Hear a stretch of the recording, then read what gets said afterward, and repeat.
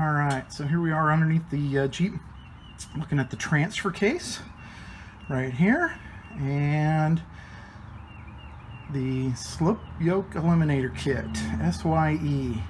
So this is the main thing that you're changing out right here, which allows you to have this different connection, basically, to your drive shaft. Then you can have a new drive shaft. That's your double Cardan drive shaft right there. Comes all the way down, connects into your yoke here at the back with a regular U-joint. So and one thing you'll notice up here on the bottom of the Jeep, a lot of, well, it's ATF. I had a little bit of a leak right up in at this point on my old one, so it would come out and spin and get all over everything. So luckily by doing this, I've eliminated that problem as well. Alright, so this is some of the parts. This is the old rear drive shaft. You can see it's got U-joints at both ends rather than the double Cardan. This is the old slip yoke right here that used to slip in, and that's where you would have your motion when you flexed, and that would be here at the transfer case. And on the new one, you've moved that to the middle. We have a slip in the middle. So that's one of the changes that happens. These are all the parts that you pull off and replace. This is your old slip yoke. This used to go right on the end, like so, and your slip yoke would go into that, and that's where all your motion would happen. That's where I had a little bit of a leak. This is your new cover. You gotta remove that, put the new one on. That's your old shaft. Your new shaft is a lot shorter. Obviously, you get really detailed instructions when you do get the kit. It's not as difficult as it sounds. I know when I had mine completely pulled apart and was putting it back together again, my brother-in-law was visiting, and he walked out in the garage and had a giant wow, because we had looked like you've got the entire car pulled apart. But it's not as bad as it might seem. Now these are probably the only thing that's going to be a real challenge. Because of a 91, got these old needle bearing chases in there that you have to remove.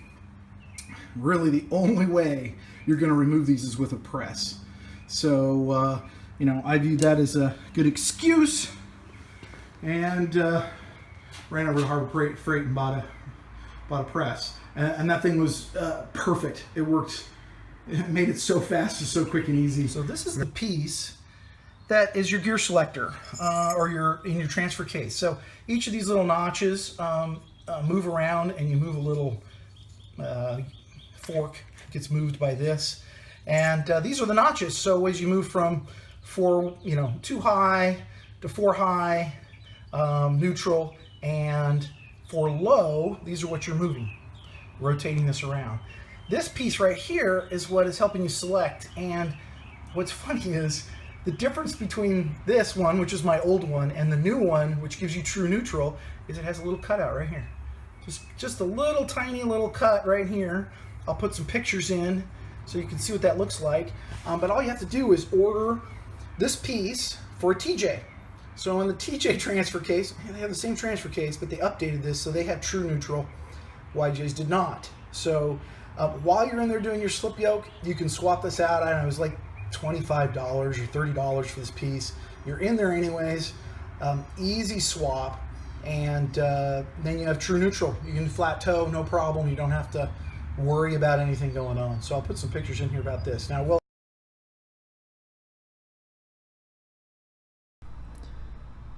all right, so this is looking at the front of the transfer case, pointing towards the front of the Jeep. So this is the front drive shaft. When you're doing the SYE, probably the hardest thing is getting the 2 axle shafts to hold steady, the 2 yokes, so you can undo the bolts. The bolts are in there. The big giant nut is in there at about 120 pounds. So the trick is this 2x4.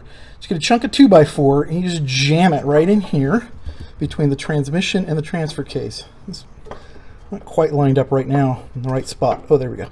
So you put that in there, and that will hold this steady so you can get the nut off on the rear and get that slip yoke off. So that is a really good trick little piece of 2x4 jammed in there. I tried a bunch of other ways. This is by far the easiest way to do it. This is looking at the back of the transfer case, and you got the new replaced cover there. Everything's connected up, the new slip yoke, CV shaft. One of the things I did is I left the transfer case in the Jeep in order to do the swap, and I'd recommend it. Now, I haven't done it the other way, trying to remove the whole thing, but it just really wasn't necessary. You've got a lifted Jeep at this point. There's plenty of room underneath it to work. I found it no problem whatsoever to do the work up underneath. The bigger problem I had is I forgot to put the spring in for the post that goes right here. And I got it all put in and got out from underneath the Jeep, and the spring was laying right next to me. It flipped off and I didn't miss it, so I had to take the whole thing back apart and put it back together. But really, it's just a few minutes to do that. So it'd be my recommendation to leave it in. You already got a big lift of some kind. If you're doing an SYE, you're at least 4 inches or so before you're doing an SYE, so you got plenty of room.